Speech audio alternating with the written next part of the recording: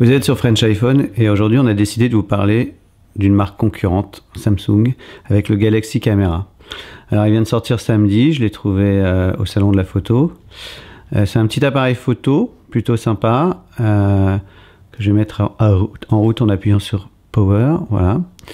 Donc comme vous le voyez, un appareil photo avec un super écran.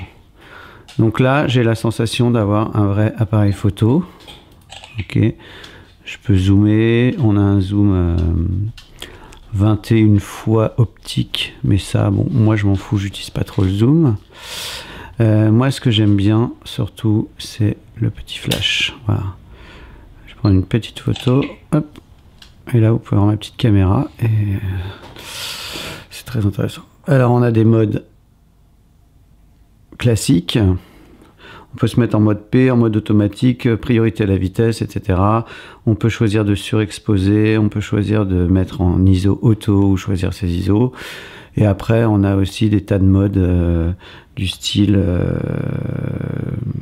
intelligent, où vous choisissez paysage, macro, etc. Enfin, là, c'est un petit peu comme tous les appareils photo du marché. Voilà. Donc, ce que j'adore, c'est qu'au-delà d'un appareil photo, vous avez embarqué un Android avec une carte 3G qui va vous permettre d'avoir toutes les fonctionnalités d'un Galaxy S3 en gros, à part le fait que vous ne pouvez pas téléphoner. Vous pouvez charger toutes les applications que vous voulez, vous êtes connecté sur internet en permanence, vous retrouvez à peu près les mêmes applications qu'on a sur l'iPhone, avec l'ergonomie d'Android qui est forcément un peu moins sympa quand on est addict de l'iPhone, mais ça reste quand même assez cool. Il suffit d'appuyer sur le bouton du déclencheur pour ressortir l'objectif, voilà, et là on se retrouve directement en mode photo. En mode photo, pour aller voir les photos, c'est relativement facile. Hop, il suffit de se balader, de slider. Lorsqu'on veut poster une photo, on peut directement l'envoyer sur Instagram. Instagram est préinstallé. Voilà. Hop, bon, je ne vais pas y aller tout de suite. Évidemment, on a aussi les applications Facebook, etc. Donc là, je suis en mode photo, par exemple. Il suffit que j'appuie sur Home et je me retrouve en mode Android. Voilà, et ça c'est quand même assez magique, je trouve ça assez génial. Alors ici on a la petite carte micro SIM qu'on peut rentrer ici, on a aussi une carte micro SD et la batterie qu'on peut sortir.